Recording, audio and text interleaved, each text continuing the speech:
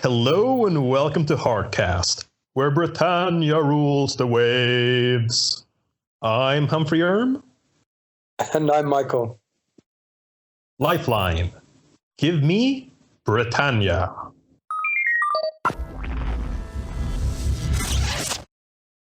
Issue 1. It's 60 AD, and Nero is the Roman emperor, who is only second to the Vestal Virgins, the only women in Rome with a modicum of power. Said leader of them tasks our protagonist, Antonius Axia, to rescue one of her subjects from some British druids, despite it counting as desertion. He does so, saving her from sacrifice, but in the process he witnesses a devil of sorts in the fog. Rather than being crucified, the now mind-broken Antonius is trained and healed by the virgins in the art of detection, learning how to figure out why men do what they do. At the same time, he bets the virgin he saved, which results in a son, but also her dying in childbirth, and the son adopted by another couple without knowing his true father. 6 years later, Antonius is working as a detectioner, or a detective, and his skills are to be used in Brittania once more, sent there by Nero under the behest of the Vestal Virgins, to find out what's happening to their troops. Once arrived with his slave Bran, they've witnessed what can only be described as a bulging pile of flesh and teeth. I had a lot of trouble writing that because so much stuff happens. Oh yeah. Do you want my first correction? Yes, of course. Okay, so the Vestal that he rescues is called Drusa, and his wife is Bella. It's two different people. Oh, sorry, I just with the scene of with the scene with them sleeping together there, and then that was just like a bonus part of his healing. You're right, it makes sense because we do see her then later too, and she's not dead. She's not dead. Oh, yeah, no, that was just... that's just my mistake. I think it's a good illustration of just how hard to follow this story is. Well, it is a lot of stuff happening. And again, I usually prefer this kind of stuff because it's just nice to, get a lot of bang for your buck, so to speak. I don't think we should speak of that anymore. So, but again, it's a very, just in general, yes, that's like my first impressions from reading this. Because I had read half of it earlier, so like on Comixology, but I was kind of, something came up and I forgot about it, and it's been kind of like unfinished until today. It would be totally, impossible to understand if you pick it up and come back. Exactly. No, but I reread it from the start because I couldn't remember all of it anyways. But now, I'm just happy about a story like this existing. Was this about the time when that show Romans came out? Is that the reason for this? I don't know, but there did come out a show afterwards called Brittania. Oh, seriously?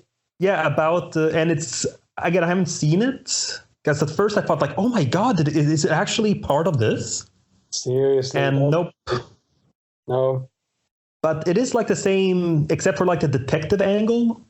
It is like the same kind of setup about the Romans in Brittania, and it's basically Game of Thrones, but like historical.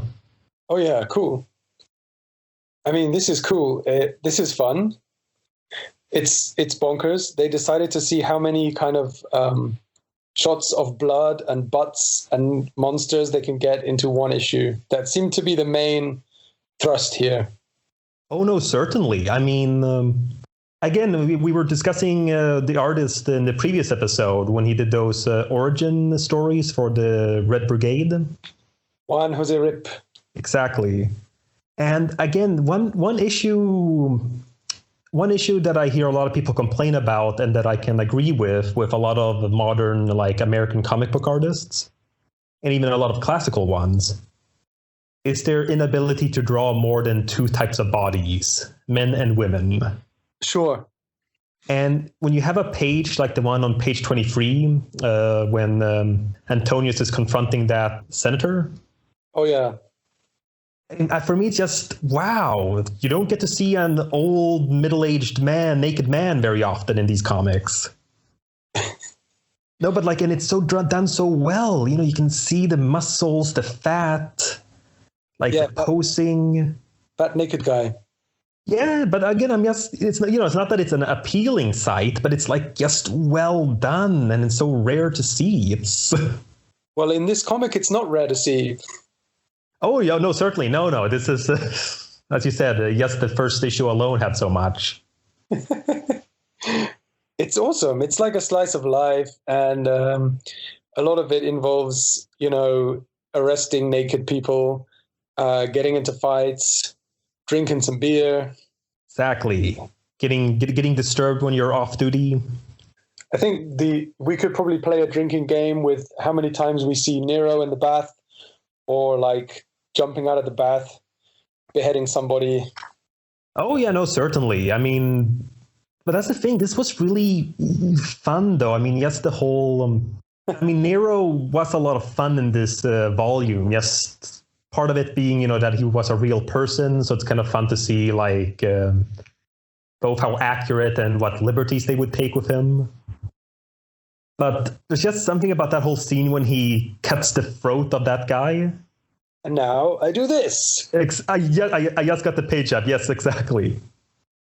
But what's so much fun is I love these kinds of stories when they're set in the old days, because there's such a different value system. I mean, for example, yes, how often they refer to slaves very casually. I mean, wow, our protagonist has a slave, and we're not really supposed to feel bad about it. Absolutely. But that's just how it was. And same thing there with Nero slicing that guy's throat, and we're not really quite getting the impression that like Antonius is like, oh my, Nero's, such an evil person. Like, I know that he doesn't care for him, but it's just kind of like, no, dude, I don't talk to the dead. Like, that's not what my powers do. So, okay, sorry.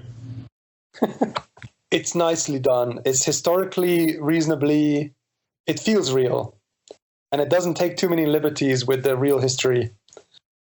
Absolutely not. Which is really refreshing, It feels like they had a decent amount of research went into this. Oh, yeah, no. Did you read any of those? Because you have the physical copy, right? Yeah. So did you read any of those, like what would you call it, like the afterwards for each issue? Do you have those? Yeah, I have those. Oh, man. No, I didn't get those with the paper copy. Oh, okay. Yeah, no, I have these. It was kind of a little, well, it's not like it's a lot. It's like 4 pages each, but cool. I skimmed through them. But it was kind of interesting to hear the writer's like approach. Tell me more. Oh, no, just little things. Like the first one here, he's talking about the real like Vestals. So like the Vestal virgins. And just in terms of like, yeah, they existed, but then these kinds of things, and like how were like the gender politics of the time in that sense. And it's just interesting reading like how he took this stuff and then thought about like, how can we make this work for this kind of story? Yeah, that's a big thing in this book. Generally, I think there's a strong female lead, and we're not going to get onto it, but in the next volume, there's an even stronger female lead. Brilliant stuff, really nice stuff. I felt maybe we should have reviewed these together, but that's okay. I mean, the next... Well, we are reviewing it together. What do you mean? The next volume of this stuff? Oh, you mean reading all of them? Oh. We Who Are About to Die. Yeah, I think I have that on my, what's called Comixology from a sale way back. Awesome. I'll definitely think I'll probably be reading it soon after this, because I just want to read more. The next one is even better, yeah. But in general, as a first issue, as we always discuss about them, it set up everything really well. And thanks to it being so dense, we get through just so many different scenarios, so many different not timelines, but a lot of time progresses in this first chapter. Actually, yeah, a ton of time. I mean, even if we ignore just the simple, 6 years later, it's still like, whoa, yeah, I mean, we're in Brittania, then we're back in Rome, and then this time passes, and then this person's dead, and oh, he has a son now, and it's just so many things happening. Okay, crazy speculation time. A lot of people pointed out that this has nothing to do with the Valiant universe. There's no obvious Eternal Warrior doesn't pop up, Ivar Time Walker or something like that. If this was the first issue you read and we were waiting for issue 2, would you guess that something is coming? Like a dead side thing? Not at all. And it's one of those things where I'm actually... It's something that I'm almost a little disappointed that this is a Valiant title. Not because I don't like Valiant, of course. Yeah. More in the sense of... I don't know, it's like Europe, for example, has so many good historical fiction comics. Like the French love doing them. And they just exist on their own. It's just someone deciding to make a fun adventure about this time period, about these people. But the moment you have to set it then in the Valiant universe, or if this was, DC Comics. So the whole issue when you have a story like this, which again is, despite then the weirder things that happen later, or heck, even in this issue, we suddenly now have to think about, okay, this is a world with divine and the Psyots and immortal brothers who would be alive at this point, wandering the earth. And the thing is, it doesn't quite work either way, because the problem is now, if you don't have these characters interacting, then you basically start asking yourself, well, why is this a Valiant title? Like, what's the point if there is no sharing in this shared universe? And if they were to come in, I don't know. I mean, I guess it could be done well. Maybe it happens in the sequels, but I don't know. I just get kind of like, crap. And now the Eternal Warrior's here and kind of taking the spotlight. I don't know. I noticed at the start, you get to see weird ass druids about to sacrifice the Vestal Virgin. Oh, it sounds great, doesn't it? Oh, yeah. They're all wearing these split skull masks. So I'm thinking that they're actually cultists of Nurgle. Oh, that's probably it. Or something. It's like, no, but that would be a nice, subtle kind of reference. Yeah. They have this big old skull in the background. Also reminds me of the Immortal Enemy. So they kind of threw in a few of these little hints, maybe. I think that's enough about that, because it really doesn't matter. I think it's fine. It doesn't put me off at all. I love the fact that it's set in Brittania, being British. I love all the references, like, they have all that rain and the warm beer. Yeah, perfect. Yeah, it's just kind of interesting to see, and it's always a fun reminder, I feel, considering, what Britain would grow up to be. From being sort of the victim in this time period. Oh, yeah. To becoming the biggest empire the Earth has ever seen. Okay.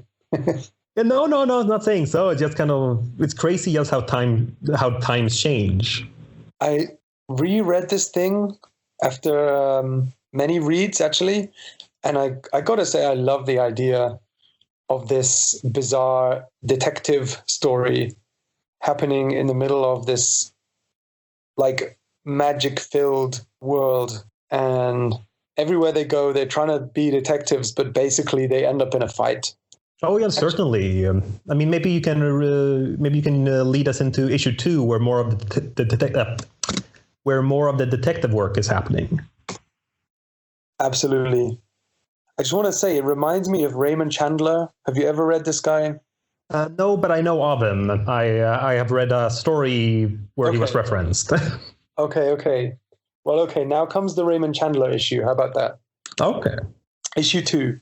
Antonius has finally made it to Brittania, where in the fog he's momentarily lured by a phantom of his late wife. But his hard-headed reason, or is it Vestal magic, saves him. The Roman fort has been moved, leaving a field of dead Brits or bits of them. A Roman patrol finds Axia, calls him a turd, and brings him to the new camp. Prefect Gabinius grudgingly lets him investigate. He sees 2 Roman soldiers beat a 3rd soldier almost to death. Something's rotten. Axia and Bran immediately get in trouble for investigating and or desecrating some dead Romans. So meanwhile, back in Rome, Nero gets some exposition about Orcus and exposes some of his property to Rubria. Back in the UK, Axia and Bran, the UK, find the British corpses gone, and Axia thinks the Romans sacrificed the Brits to Orcus. Maybe one of them will rat out the killers to the hero of Tigrano Certa, back at the village. Fat chance, but our heroes do get to see a British riot get squashed by more Romans. One of the Brits is the weird woman Bodmal and her abusive owner, Erin. Late that night, Axia stumbles on a poor Brit getting chased by the wild hunt, which turns out to be Gabinius and his boys. Gabinius gets ready to sacrifice Axia too. Okay, so at this point, the story has just become way too complicated. And I think kind of most of it has been revealed by now. Like, we know that this guy, Gabinius, he's the bad guy, really. He's not a good guy, anyway. Oh, yeah, no, I mean, it's one of those...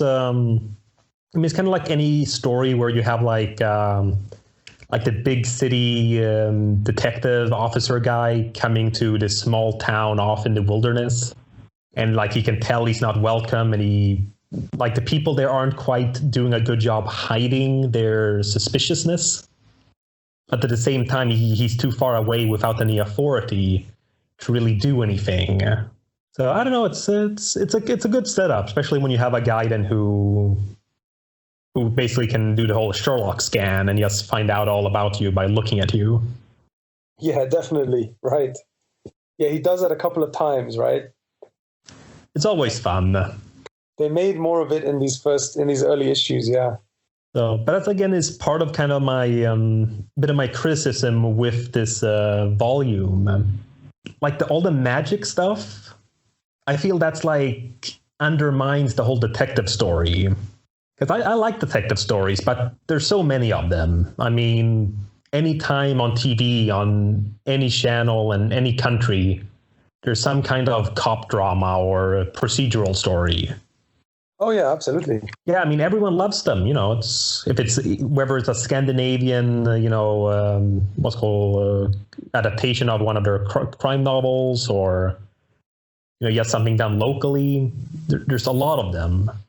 But they're so similar to each other. I mean, how many Law and Order do we need? I mean, this isn't a detective story. I don't know what the heck it is, but it's not a detective story. And I think that's where I'm, as much as I like this volume, it's part of where I get a bit disappointed. You thought there was actually going to be like a Columbo figure. Yeah, but having it set in the Roman times like this makes it very interesting. Like it's funny how just changing the setting can make the same kind of story more interesting. Yeah, it's not a detective story, dude. I mean, he pretty much just gets into a fight everywhere he goes. Yeah, but that's the thing. Like right now, I'm on the page 55 when he and Bran are checking out the dead bodies with the coins on their heads. Right. Like that stuff I love. And what's cool about this setting as well is you don't have all these, DNA evidence and all that. Right. So it's all about just, logic and just observations. It reminds me of, did you ever see Ridley Scott's Robin Hood? No, dude. Okay, it's a weird segue, but hang with me. The final movie was not at all what the script that was purchased was supposed to be. When I found out what the original script was, I was so disappointed in the movie. The original script for that Robin Hood movie was that it was supposed to be a procedural, like a crime procedural, starring the Sheriff of Nottingham trying to solve a murder case. So being a sheriff. Exactly, like actually being the sheriff. Like actually not just being an asshole, but actually, no, I'm actually doing my job here. And I was like, and apparently they had done research about how they actually, how did they solve cases like that in that time period. And I was like, oh my God, that sounds so awesome. Like seeing all these like peasants around and, him riding in and checking out the crime scene. Like, oh, so cool. And then, nope, just the normal Robin Hood story. Back to the basics. Yeah, and I was kind of, when I read the blurb about this one, way before it even came out, when they were talking about the first detective ever, it's like, ooh. But then it's like, and then there's magic. It's like, no.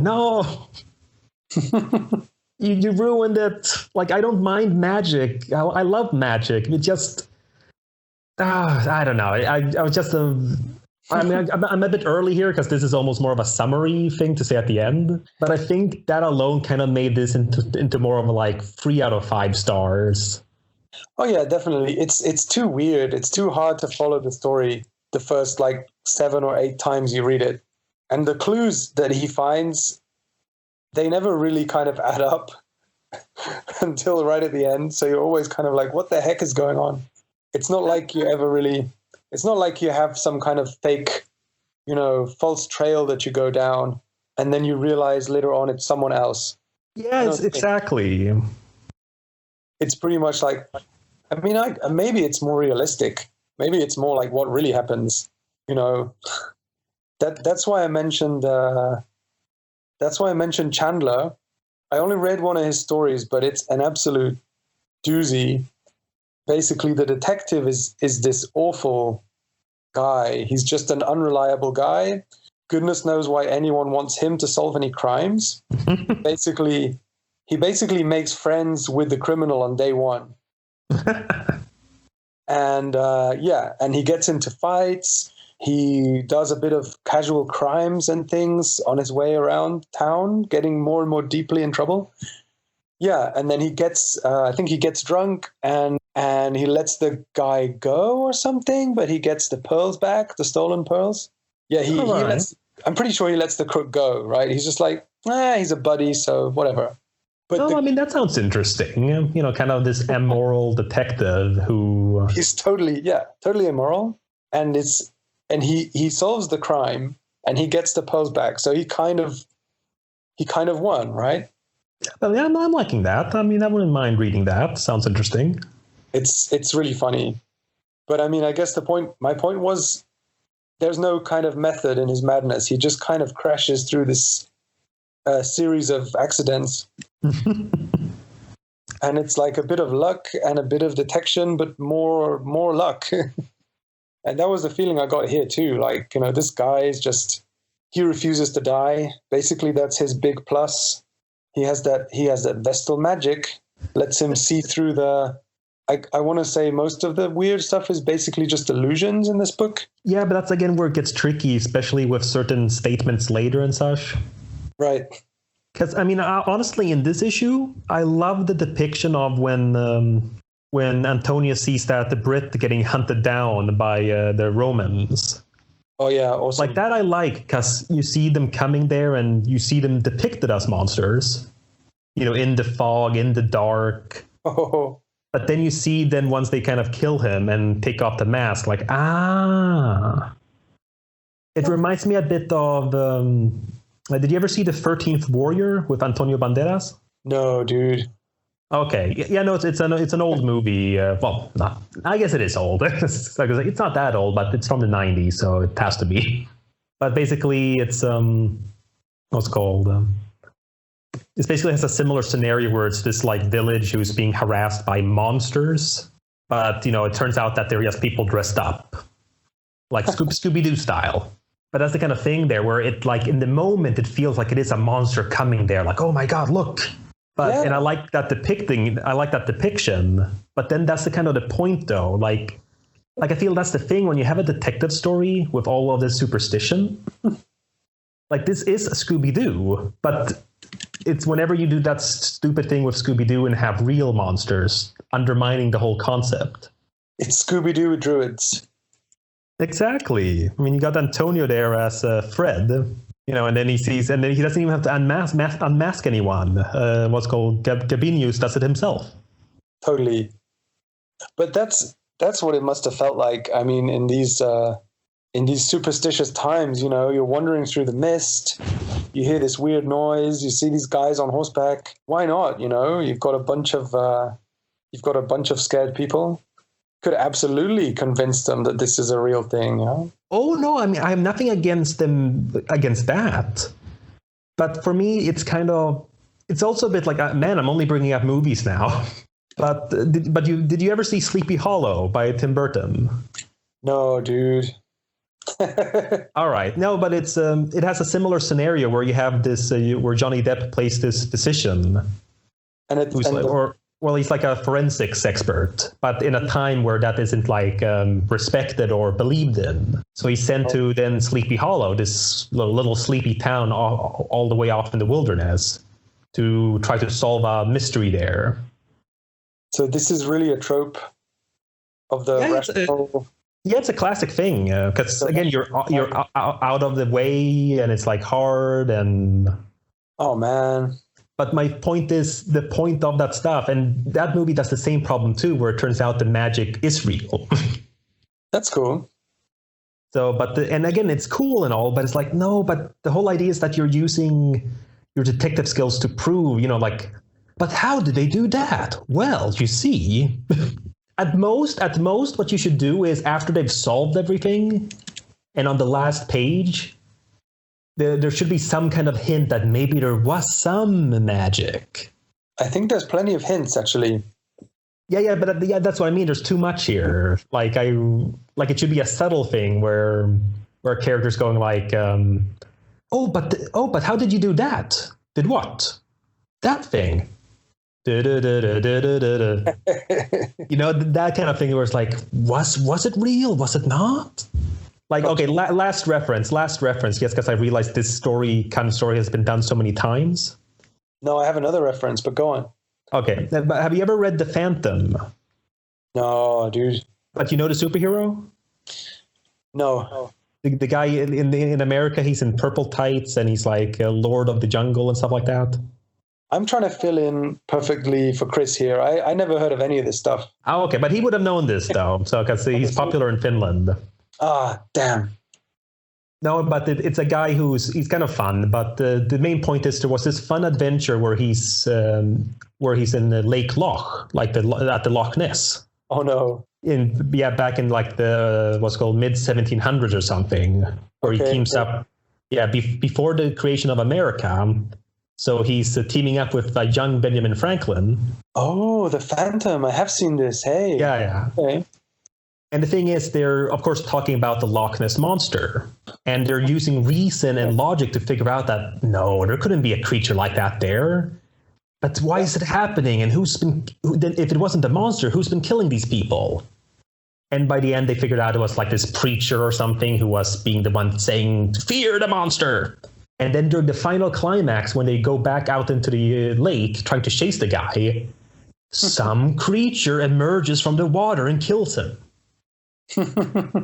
and then gone, and it's one of those moments where it's like, was it the real Loch Ness monster? And that's fine because that's kind of like, ooh, like that's a nice little mystery at the end because the main thing was completed, but you're still kind of not feeling like it was pointless about what they were doing before. Totally. Anyways, after all my references, please tell me yours. Actually, I'm gonna wait for the next issue. All right, I'll remind you if you don't. I'm on it. Well, let's move on then, so we get to hear it. Issue 3. While Antonius might be out of practice, he still manages to kill his assailant. And knowing how superstitious the soldiers here are, he mutilates the corpse to throw the suspicion away from him and onto the devil that resides in the area. Said the devil confronts him and starts attacking him emotionally, only to be saved by Budmal's weird magic. He tries questioning her about Master Aaron, but he gains little information, so he goes to meet him himself. He notices the wine he had poured for himself in Aaron's home, and realizes later when he's at the prefect's tent that it's the same wine, meaning that they are in cahoots. As he muses in his tent about his current findings, Budmal sneaks into his tent and wishes to sleep with him. Though after ruining the mood with him seeing his dead wife, she then turns into a monster to kill him, under Aaron's orders from before. Awesome. that's the thing there. You know, this immoral thing here where he desecrates the corpse, but knowing correctly, as we see later, that they'll think it was the monster. Oh yeah. Yeah, so he's kind of like, he's super rational and super pragmatic as long as it suits him. And he relapses back into his old superstitious ways all the time. I think it's really nice, actually. It's really realistic. Exactly. But then that's where it confuses me, though, with what is real and what isn't. It's super confusing. Because again, it is the Valiant universe, so we know there is magic. We know that there is psychic powers. Right. So it's not like, so we don't have to be like suspicious whether, is this real? It's like, well, it could very well be. I mean, we as the audience know it. Yeah, it could absolutely be real. No, the other thing that struck me, and now it makes sense to bring it up, that there's the opposite trope where the rational guy goes to debunk all of the myths and legends and whatever, and it turns out that everything is absolutely true, and the world is a crazy place. So, have you ever read any H.P. Lovecraft? No, but like a lot of people, his work is like in everything, so I know the gist of it. Okay, so that's the gist. Basically, there's always some character, or like all the characters are scientists. And like literally they're these academic guys, completely dry, bookworms. And naturally that's how come sometimes they can like save the day, because they know, oh, of course, this dread incantation of doom. I just need to recite it backwards and everything will be fine. But normally it's a rational guy who goes into some backwards place and he goes crazy. Right, isn't that what happens in that one story? It's something about Innsmouth? That's the absolute classic, yeah. Yeah, like I've always heard about that one. Like a guy goes to this place and slowly finds out about all this crazy stuff. Yeah, at every kind of twist of the story, there's another chance for him to get away and go back. Like he has to take a bus at one point to get back to civilization. And for some reason, he's too curious. So he goes to take another look around another corner and he sees a monster or whatever. And he runs back and he's missed the bus. And it's like a turning point. You know, he's stuck in this town. And it turns out that they're all fish monsters or whatever.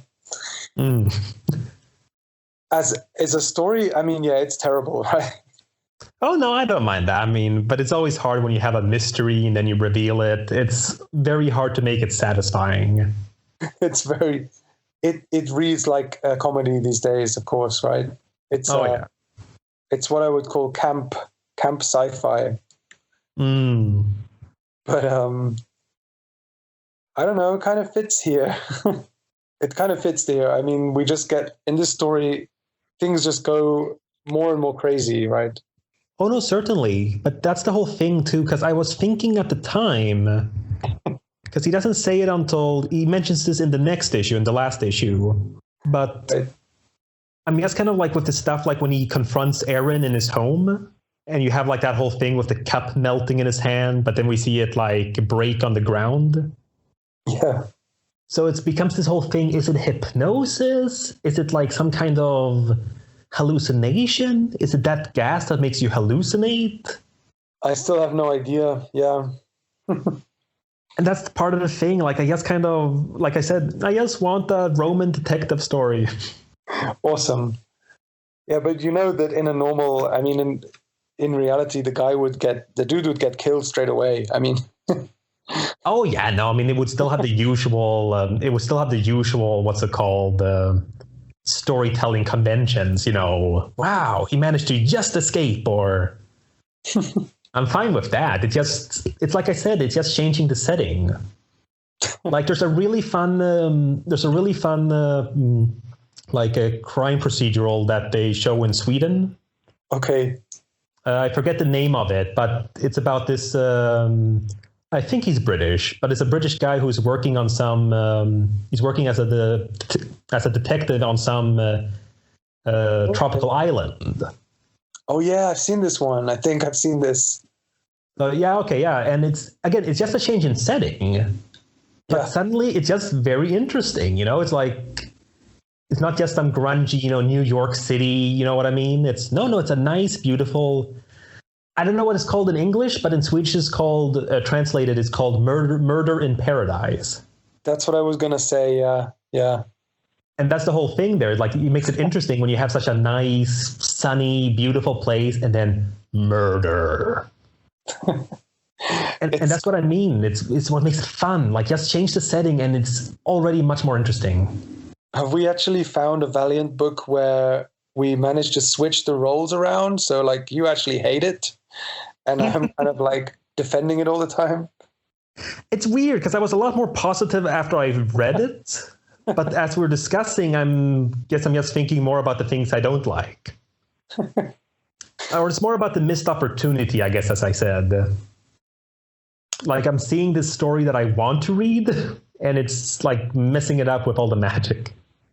You really want to see him poring over scrolls and like counting the number of copper coins in the guy's pouch and, oh my goodness, there's been an accounting error. No, but like, honestly, the whole wine thing that I mentioned in the summary. Okay, yeah. Like, that's the kind of stuff there. First of all, as he mentions, wine, but the Britons are beer drinking people. And then when he served the wine there, it's one of those things where it's like, and it works in the setting too, because this isn't something that people really think about at the time. Like, there are no detectives. He's the first one. No, it's fair.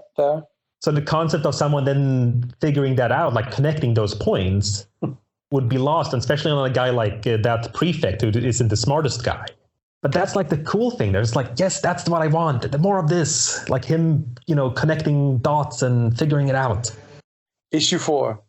We return to Antonius Axia having a bit of a lover's tiff with crazy werewolf Bodmal. He remembers the eternal flame of Vesta and talks her down and back to humanity.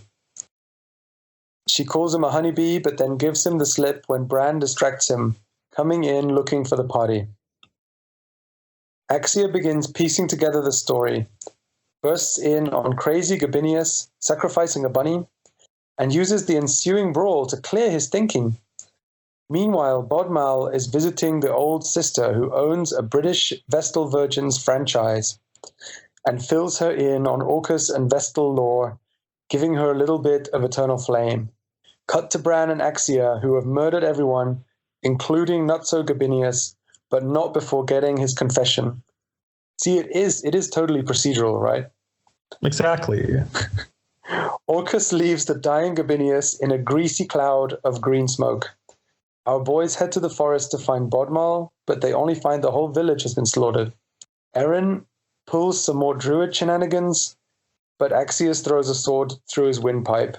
Axius goes off to find Orcus and do what a Roman's got to do. Orcus makes Axia crazy until Axius Thundercats moment with the Eternal Flame Sword. One stab and job done. Back in Rome, Nero and Rubria are surprised to see Axia alive and well. A quick flashback explains it was all over for him until Bodmal kissed him with her eternal flamelet. Axia shrugs off being used like a stooge and goes off to take care of the detection of business. Curtains. Yep. And just like that, just as it's about to get into the detective stuff again, it's over. Yeah, sorry. You really want to hear about the poisoned senator or whatever? Yes. Like it's like I've mentioned before about the Discworld novels. So my favorite stories there are the ones about the City Watch when they solve mysteries because it's fun.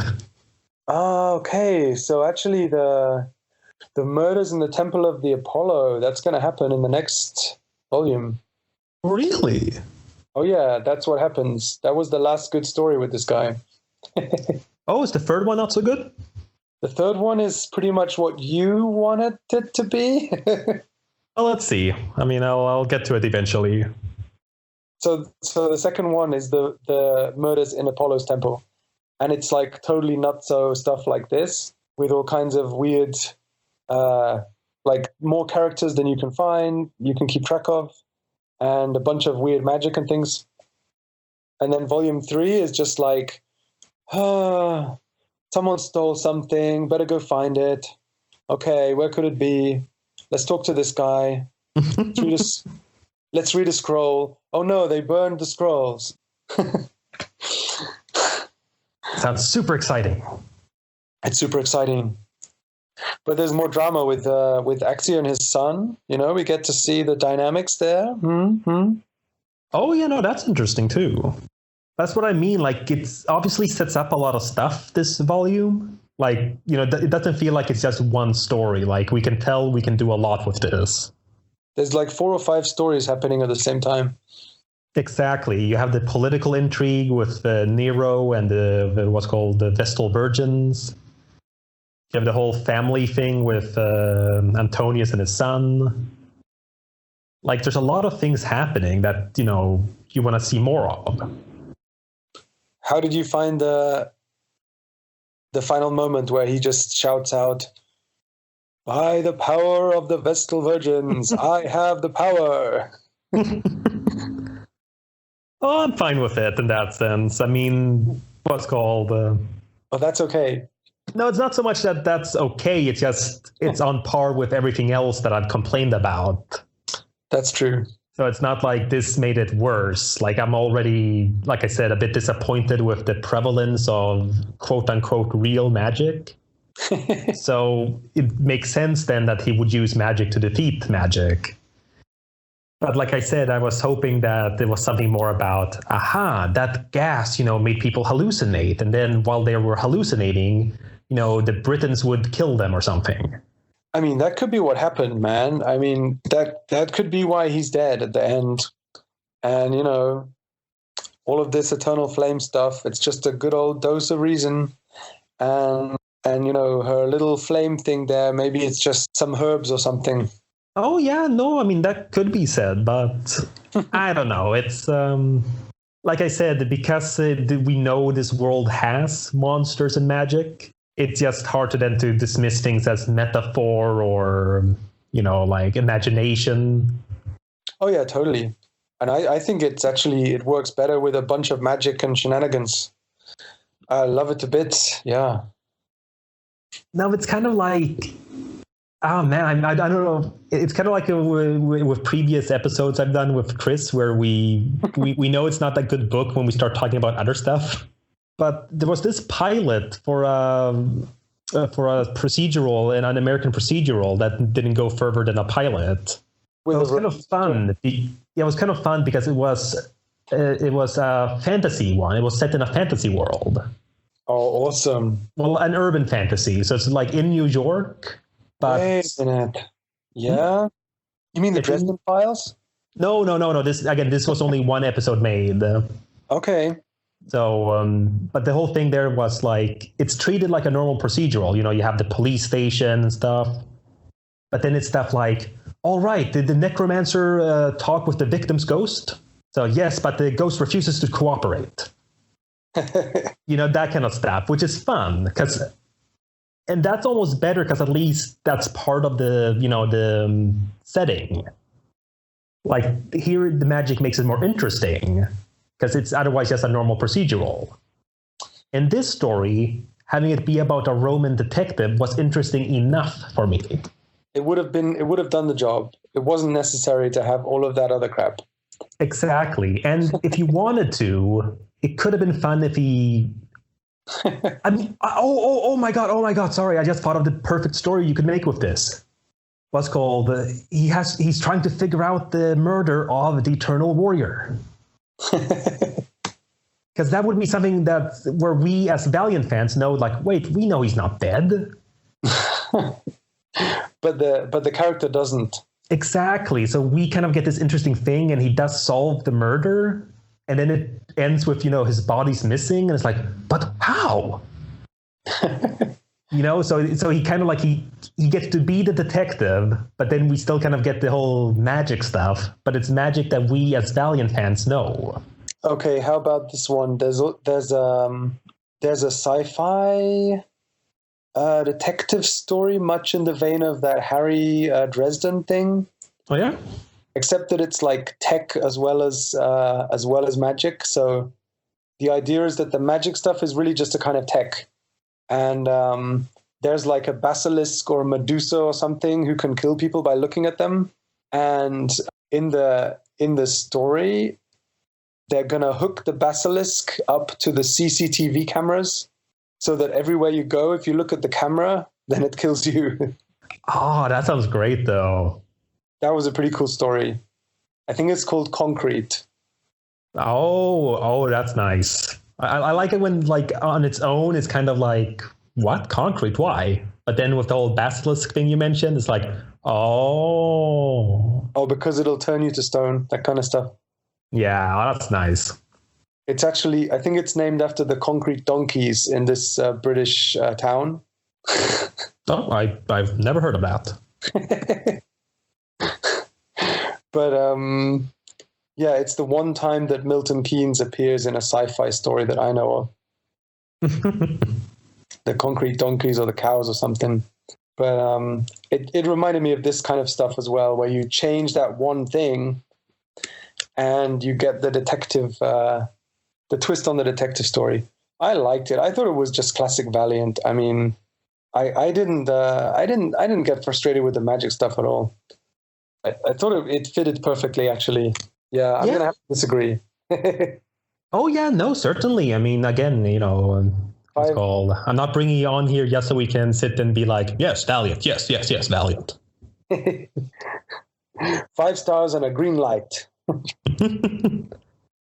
Yeah, again, I'd say a green light just to keep reading, like in sense of, again, it's Valiant, it's still fun, but in terms of quality, I think I think 3 out of 5 stars, or it just feels like it's good, it's competent, it's just certain choices. You know, like sometimes it's not so much that it's badly done. It's just I don't personally like the choice. I'm trying to remember the name of the Swedish detective. Wallander? Yeah.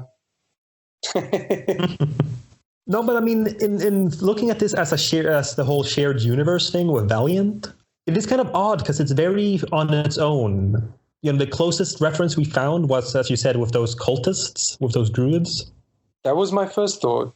And I got to tell you, man, I read the next 2 volumes and it ain't going anywhere. It's totally out there. Which, again, is both good and bad. So, but it just kind of feels, like I said, it just feels, what's the point then? Like, it would be like if you made Divinity and then didn't have him meet with the other, you know, with the Unity or anything. Yeah, or Exo Manowar just stays in the Roman times. Great. That's true, yeah. I mean, again, I don't mind things taking place in the past, but considering, you know, when you have Eternal Warrior, what's called Armstrong, and Ivar, there's so many ways you can connect this. Maybe he's going to meet up with Exo. I don't know. I remember hearing someone mentioning that this is too early. Yeah, maybe it's different time. Yeah. Yeah, like, as we forget how long the Roman Empire lasted. So I think this is actually before Auric. Like, by the time we get to the point with Auric, I think Antonius is either dead or too old. Yeah, maybe. Well, I don't know. I'm looking at Wiki here. Maybe. The Visigoths took over in 410. AD or BC? That would be BC, as it were. That's all BC. Right, and this is 60. This is 6080. Oh yeah, okay. So this is after Auric. Wait a minute. No, that would be AD. Yeah, sorry. Those Visigoths were hanging around for a long time, you know. Mm. I mean, yeah. So there's a couple 100 years in between Auric and Antonius. Yeah, plenty of time to get together. Come on. What did people have to do back then? Yeah, no, of course. It's I don't know. It's one of those things where it's I don't think we're ever gonna. I don't know if the company's gonna last long enough to ever draw all the threads together. No, I mean, again, it's just a mess. No, but like I said, I like the fact that there is this other story here. But one thing too, though, and this is a pettier complaint. Awesome. But it's the name. The pettier, the better. No, but the name, I don't think it's the best name. No, it's bizarre, right? Well, it's not bizarre for a single story. It takes place in Brittania. The first volume, yes, and then Exactly. nothing is heard again. Exactly. That's what I feel kind of like. I don't know what a good name would have been. Like just calling it Antonius, would be simple, but maybe, I don't know, not clear enough. Like if he had like a name for his detective agency or something, that could be cool. Or maybe it could be called something like Veritas, like truth. Like something like that, like, oh yeah. But truth is out there. Exactly. It's kind of like why I hate the name Pacific Rim for the Pacific Rim movies. Did you see those? It's never said on the Pacific Rim. No, it is. But the problem is, like, it's just kind of like it's a geographic location. But I don't know, it just feels the moment you kind of change it up, the name feels weird. Like it should have been called something like Jaegers after the robots, because that's like the selling point.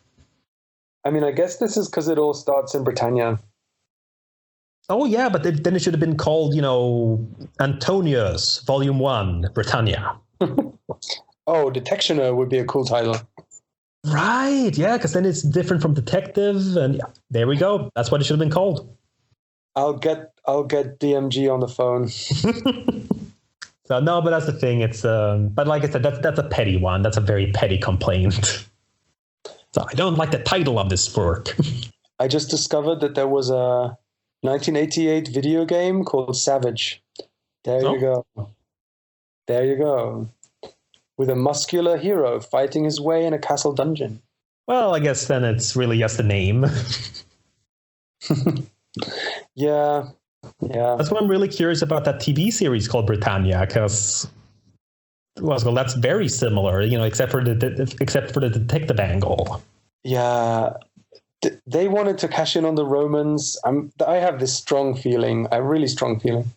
Yeah, but are you referring to the HBO series Rome? Was it HBO? Okay. Or was it was like it was a proto Game of Thrones.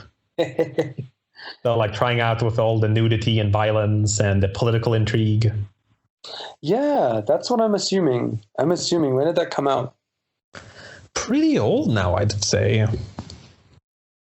Let me have a quick peek. Let's see who figures out first. So the TV series was 2005. Oh, that's old. Okay. Damn, yeah. It's almost 15 years now. That's not a good feeling. No, it's like I was saying about that other movie earlier. Like, it's not that old. It's from the 90s. Oh. No, that's old now. Yeah, I mean, next year I'll be turning 30. So, my childhood is old, and I refuse to believe it. Oh, please. But all right. I mean, I think we did summarize it. I mean, we gave our scores too. So, but yeah, I mean, if nothing else, definitely read it for the art, because it's a beautiful work of art. That's one thing we forgot to mention. It's Rip from beginning to end. So, well, we didn't mention him earlier. I was saying how beautifully he drew that middle-aged fat man. It's all Rip from start to finish. It's all Rip all the time. Yep. No, but he does such a great work here. It's just the different kinds of bodies, the characters, the expressions. I love Nero in particular. He gets such beautiful expressions on his face. Yep, it's a beautiful kind of ugly. Exactly. Like I think my favorite is that one panel. It's when he sends Antonius away, or it's earlier. It's after he comes back from Brittania the first time, right? And and Rubia is basically telling him to spare him, and it's like the bottom left corner panel where he says, "And he will be. I'll have him crucified for desertion. Delicious." And he just makes this beautiful, like, little, lip purr. Just his lips getting up, like, It's just fun. All right. But will you sign us off? Which episode are we on, dude? 99th? That's what I thought. Pity, yeah. I mean, if we make it to the next volume, spoiler alert, flesh-eating giraffes. So, this was the 99th episode of Hardcast, detailing Brittania Volume 1. For previous episodes, check out the links in the show notes. And join us next time for... Secret weapons. Oh yes!